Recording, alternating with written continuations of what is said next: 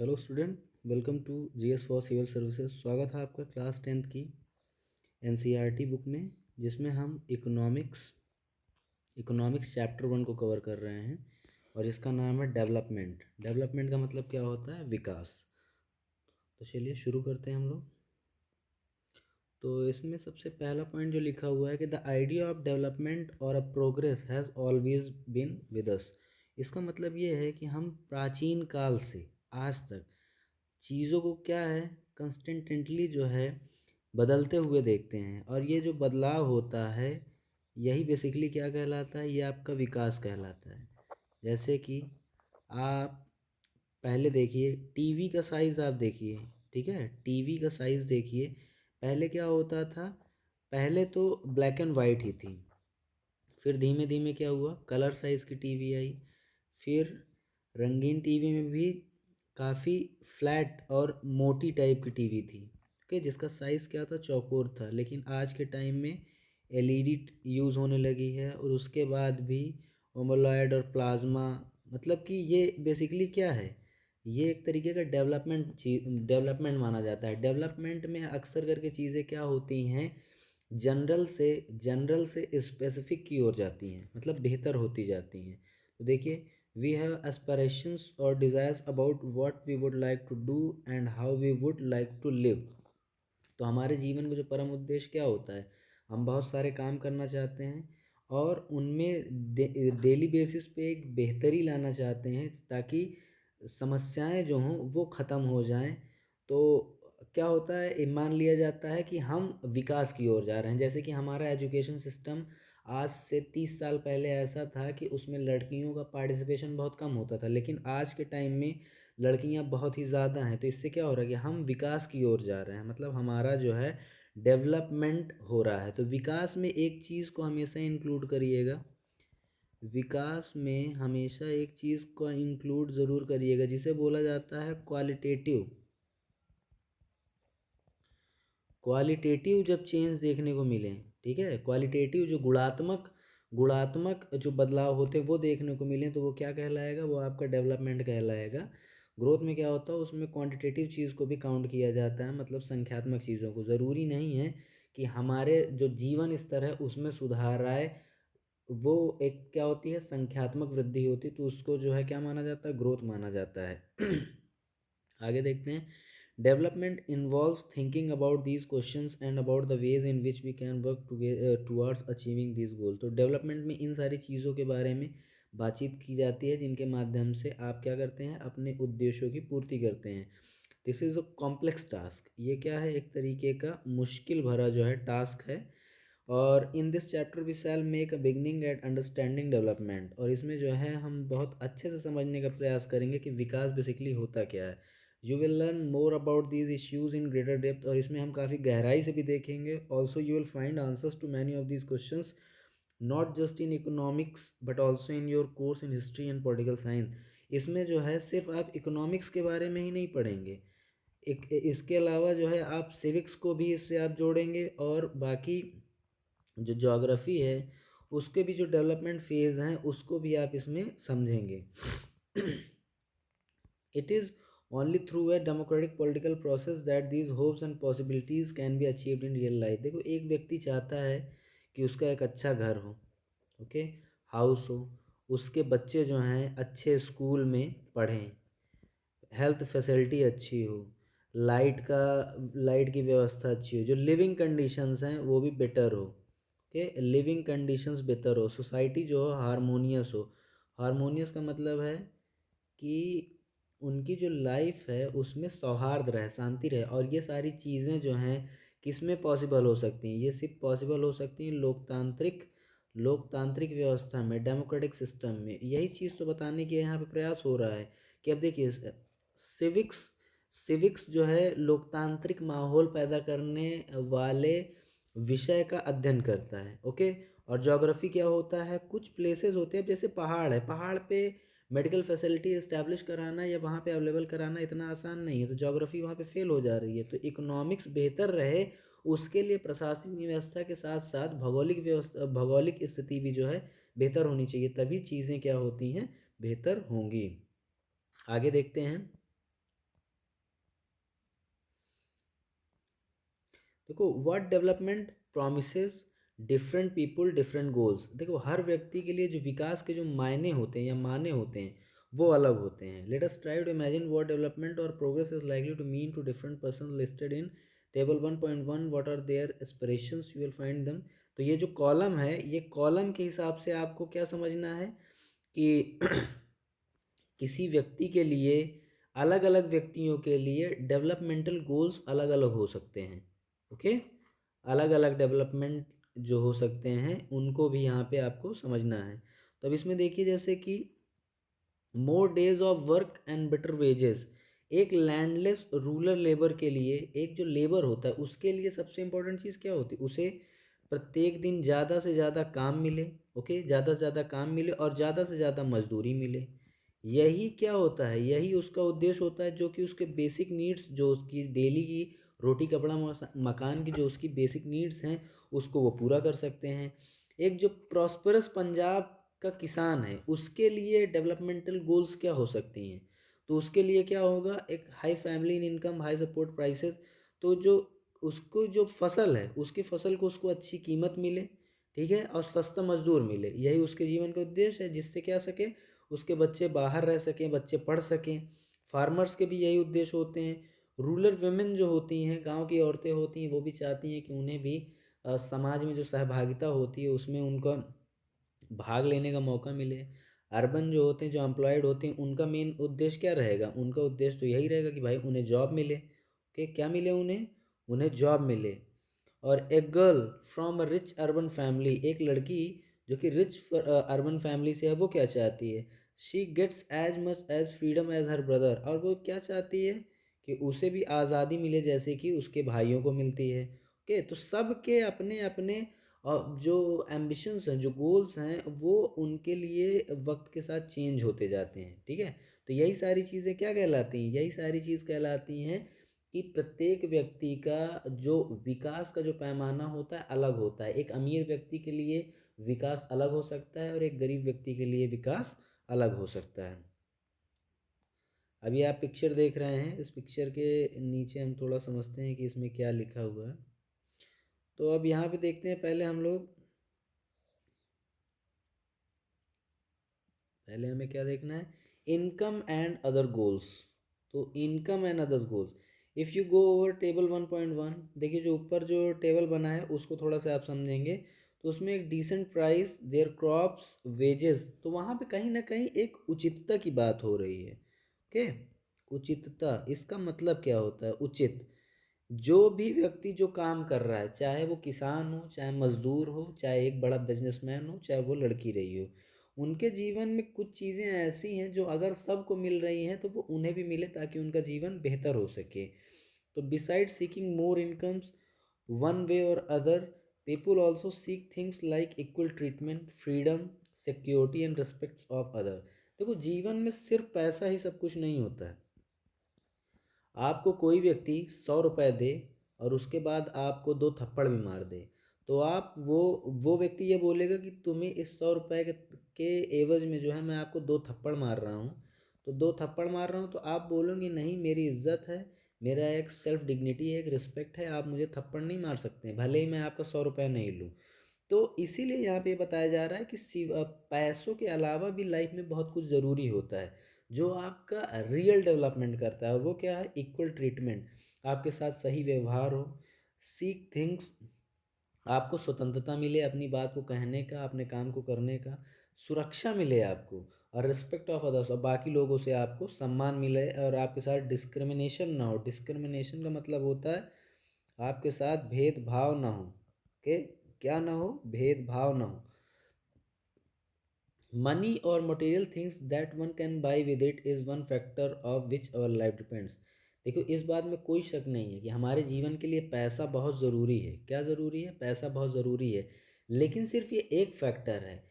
पूरे जीवन को सफल बनाने के लिए सिर्फ पैसा ही ज़रूरी नहीं है, but the quality of our life also depends on non material things mentioned above. तो इसमें और भी बहुत सारी चीज़ जो नॉन मटेरियल थिंग्स होती हैं।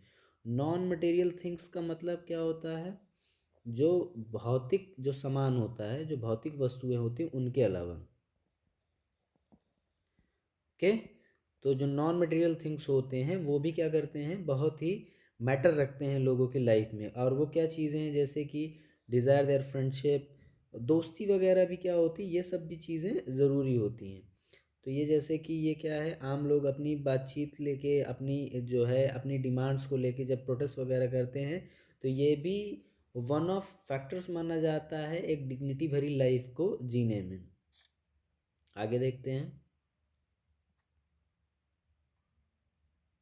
अब यहाँ देखते हैं, however it will be wrong to conclude that what can not be measure is not important. देखो, बहुत सारी चीज़ें हैं लाइफ में जिनको आप नाप नहीं सकते, जैसे कि खुशी, ओके, खुशी है। दूसरी चीज़ है दुख। आप इन चीज़ों को नाप नहीं सकते, तो इसका मतलब ये नहीं है कि जो चीज़ों को आप नाप लें, जो चीज़ों को माप लें, वही चीज़ें इंपॉर्टेंट होती, बाकी चीज़ें नहीं। तो ये चीज़ें भी इंपॉर्टेंट है। तो कंसीडर अनदर एग्जांपल। देखिए यहाँ पे एक और उदाहरण देखेंगे। If you get job in a far off place, आप एक बहुत दूर एक नौकरी पाते हैं। Before accepting if you would try to consider many factors. आप इस नौकरी को एक्सेप्ट करने से पहले बहुत सारी चीज़ों को आप नज़र में रखेंगे, जैसे कि सैलरी कितनी मिल रही है, फैसिलिटी मिल रही है कि नहीं फैमिली को, और वर्किंग एटमॉस्फेयर, वहाँ का काम करने का जो तरीका है वो आपको सूट कर रहा है या वो बेहतर है या नहीं। अपॉर्चुनिटी टू लर्न, उस काम में क्या आपको कुछ सीखने को मिलेगा। In another case A job में गिव यू लेस पे but may offer regular employment that enhance your sense of security. Another job, however, may offer private but no job security, also have no time for your family. अब देखो, नौकरी तो आपको मिलेगी, लेकिन उसके लिए कई अलग अलग परिस्थितियाँ होती। एक परिस्थिति जो है ये है कि आपको पैसा कम मिल रहा है। क्या मिल रहा है? पैसा कम मिल रहा है, लेकिन आपकी फैमिली को सिक्योरिटी मिल रहा है, रहने के लिए बेहतर जगह मिल रही है। और एक जगह है जहाँ पर आपको पैसा तो मिल रहा है लेकिन सिक्योरिटी नहीं है, फैमिली के लिए टाइम नहीं देंगे, ज़्यादा से ज़्यादा काम लेंगे। तो आप क्या करेंगे कि आप काम करेंगे कि जहाँ पे कम पैसा मिल रहा है लेकिन बाकी फैसिलिटीज़ मिल रही हैं, आप वहाँ पे जो है इन्वॉल्व होने की कोशिश करेंगे। तो similarly for development people look at mix of goals. तो इसी तरीके से कई सारे उद्देश्य होते हैं जो कि डेवलपमेंट के तहत लोग देखते हैं। It is true that if women are engaged in paid work their dignity in the household and society increases. अगर जो महिलाएं होती हैं, अगर उनको पैसा दे के अगर काम करवाया जाए तो क्या होता है कि उनकी सोसाइटी में जो डिग्निटी होती है, डिग्निटी का मतलब क्या होता है, इज्जत से मतलब होता है, और वो क्या होगी, वो इंक्रीज करेगी, बढ़ेगी।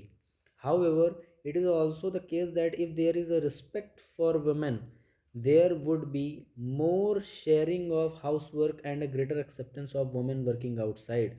और अगर महिलाओं को बेहतर शेयरिंग मिले, सहभागिता मिले, तो उससे क्या होगा, उन्हें आउटसाइड काम करने में भी क्या होगा, ज़्यादा दिक्कत नहीं होगी। सेफ़ एंड सिक्योर इन्वायरमेंट में allow more women to take up a variety of jobs और रन बिजनेस। अगर महिलाओं को सुरक्षा और सम्मान बेहतर तरीके से दिया जाए तो महिलाएं ज़्यादा अच्छी तरीके से समाज में सहभागिता दे सकती हैं। Okay, hence the development goals that people have not only about better income but also about other important things in life. और भी बहुत सारी ज़रूरी चीज़ें हैं जिनको वो प्रैक्टिस करना चाहेंगे। ओके, अब देखिए नेशनल डेवलपमेंट। नेशनल डेवलपमेंट का मतलब क्या है, राष्ट्रीय विकास। राष्ट्रीय विकास। If you have seen above, individual seeks different goals, then their notions of national development is also likely to be different. देखिए लोग जो हैं बहुत तरीके से डेवलपमेंट के जो तय करते हैं मायने, और अपने लिए जो डेवलपमेंट के गोल सेट करते हैं, जो राष्ट्रीय जो विकास होता है वो इससे अलग होता है। तो इसको हम देखेंगे। Most likely you would find that different student in class have given different answers to the above questions. जैसे कि आप क्लास में कोई एक जनरल सवाल करिए, सामाजिक मामले में, राजनीतिक मामले में, तो हर व्यक्ति की अलग अलग राय होती है। उसी को यहाँ पे देखिए, it is very important to keep in mind that different persons could have different as well as conflicting notions of a country's development. देखो हर व्यक्ति की अपनी एक अलग सोच, अपनी एक अलग समझ होती है। उसी तरीके से राष्ट्र के विकास में हर व्यक्ति का एक अलग मामला होता है कि उसका नज़रिया क्या है, कि ये राष्ट्र का विकास है और ये राष्ट्र का विकास नहीं करता है। तो उसको समझिए। However can all the ideas consider equally important. लेकिन एक चीज़ याद रखिएगा, व्यक्ति भारत में जैसे 8 हैं, उन्होंने 8 अलग अलग विकास के तरीके बताए। उन्होंने ये कहा कि ये भारत का विकास है, ये राष्ट्र का विकास है। तो हर व्यक्ति के द्वारा दिया गया विकास का जो मामला है सबका इम्पोर्टेंट माना जाएगा। ओके, सबका इम्पोर्टेंट माना जाएगा। What would be fair and just path for all, एकदम सही माना जाएगा। We also have to think whether there is a better way of doing things, would the idea benefit a large number of people और only a small groups. बस वो हमारे लिए ये ज़रूर इम्पोर्टेंट हो जाता है कि क्या वो एक छोटे छोटे ग्रुप को या कम लोगों के समूह को जो है फ़ायदा पहुंचाएगा या ज़्यादा लोगों को। तो national development means thinking about these questions. तो नेशनल जो डेवलपमेंट है, जो राष्ट्रीय विकास है, उसका मतलब है इन चीज़ों का सोचना। तो वो हम चीज़ें देखते हैं, क्या है वो चीज़ें। देखिए ये तो एक्टिविटी वगैरह हैं, इनको हम नहीं यहाँ पे देखेंगे। बाकी जो हमारा जो थ्योरी आएगी उसको हम समझते हैं। तो हाउ टू कंपेयर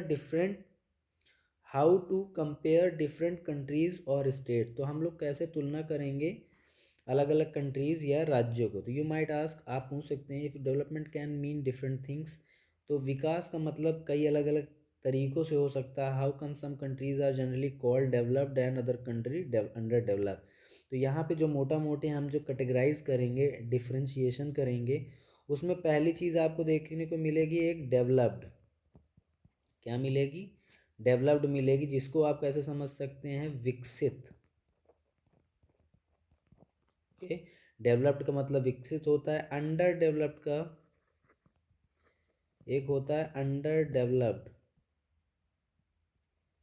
जिसका मतलब होता है अल्प विकसित। अल्प विकसित। और एक होता है डेवलपिंग। डेवलपिंग का मतलब क्या होगा? इसका मतलब होगा विकासशील। ओके, तो डेवलप्ड वो कंट्रीज़ हैं जिन्होंने सारे जो मानदंड होते हैं विकास के, उन्होंने कंप्लीट कर लिया हो, चाहे एजुकेशन फील्ड हो, टेक्निकल फील्ड हो, ट्रेड फील्ड हो या डेवलपमेंटल फील्ड हो, वो सारे में क्या होंगे? ये डेवलप्ड हो जाएंगे। इस इनमें कौन सी कंट्री आएंगी? जैसे यूएसए आ गया, फ्रांस आ गया। ओके, फ्रांस आ गया, ये सारी कंट्रीज़ क्या होंगी? डेवलप मानी जाएंगी। अंडर डेवलपमेंट में वो कंट्रीज़ आती हैं जो बेसिकली जो बेसिक बेसिक जो एरियाज़ होते हैं, उनमें क्या होती है, ये भी बहुत ही पिछड़ी हुई हैं। चाहे वो एजुकेशन फील्ड हो, टेक्निकल फील्ड हो या पॉलिटिकल सोसाइटी के भी जो बहुत सारे एंगल्स होते हैं, उनमें भी अगर ये पीछे, तो इसे क्या माना जाएगा? डेवलप्ड, अंडर डेवलप्ड कंट्री माना जाए। जैसे कि अफ्रीका के ज़्यादातर जो देश हैं वो क्या माने जाते हैं? Under developed country. और डेवलप्ड कंट्री वो होते हैं जो लगातार, जो डेवलप्ड कंट्री के जो जितने भी एस्पेक्ट्स हैं उनको कवर करते जाते हैं, उनको डेवलपिंग कंट्री कहा जाता है, विकासशील कंट्री कहा जाता है। जैसे कि इंडिया के, इंडिया है, चाइना है, तो इनको क्या माना जाता है? डेवलपिंग कंट्री माना जाता है। थोड़ा सा आगे देखते हैं हम लोग। Usually we take one or more important characteristics of persons and compare them based on these characteristics। तो इसमें क्या करते हैं, हम कई सारे लक्षणों को लेते हैं और उनके बीच में कंपेयर करते हैं। अगर उस पर वो खरे उतरते हैं तो हम मान लेते हैं कि ये डेवलप्ड है और ये डेवलप्ड नहीं है। Of the course there can be differences about what are important characteristic that should from the basis of comparison, friendliness and spirit of cooperation. तो इसमें हम कंपैरिजन करेंगे, मित्रता, स्पिरिट ऑफ कोऑपरेशन, क्रिएटिविटी और मार्क्स सिक्योर्ड। तो उसमें क्या क्या चीज़ें देखने को मिलेंगी, इनको आप इनसे समझ सकते हैं। This is true of development too. For comparing countries their income is considered to be one of the most important attributes. देखो, जब भी हम ये मानते हैं कि एक देश डेवलप्ड कंट्री है, ओके, कौन सी कंट्री है? डेवलप्ड कंट्री है, तो उसको हम कैसे मानेंगे कि वो डेवलप है? तो इसमें सबसे जो इम्पोर्टेंट फैक्टर है वो है इनकम। ओके, वो क्या है? वो है इनकम। इनकम को बहुत ज़्यादा कंसीडर किया जाता है कि वहाँ के जिस जगह में भी ज़्यादा इनकम मिलेगी, वहाँ पे ये मान लिया जाएगा कि वो बहुत ज़्यादा क्या है? डेवलप्ड कंट्री है। तो उसको हम लोग समझते हैं। तो कुछ देश होते हैं जहाँ पे क्या होता है कि एवरेज इनकम मिलती है, तो वो डेवलपिंग कंट्री में आ जाएगा। जहाँ पे कम कम इनकम मिलती है, उसको क्या डाला जाएगा? अंडर डेवलप्ड कंट्री में डाला जाएगा। और जहाँ पे पर कैपिटा इनकम बहुत ज़्यादा होगी और इनकम जो है एवरेज से ऊपर हो, वो क्या कहलाएगी? वो कहलाएगी developed country. Okay, developed country. तो ये यहाँ तक आई होप कि आपको क्लियर हो गया होगा कि डेवलप्ड और अंडर डेवलप्ड का क्या मतलब होगा?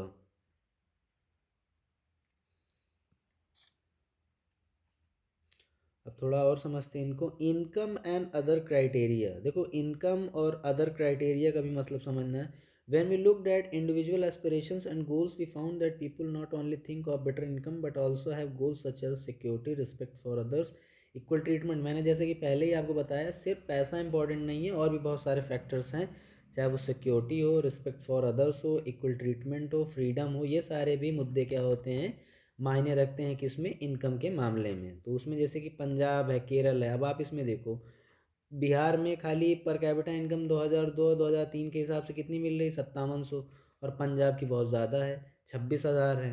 तो इन चीज़ों को भी क्या करना है, हमें कंपैरेटिवली जो है समझना है।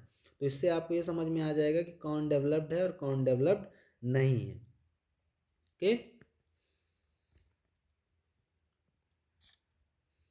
आगे देखते हैं।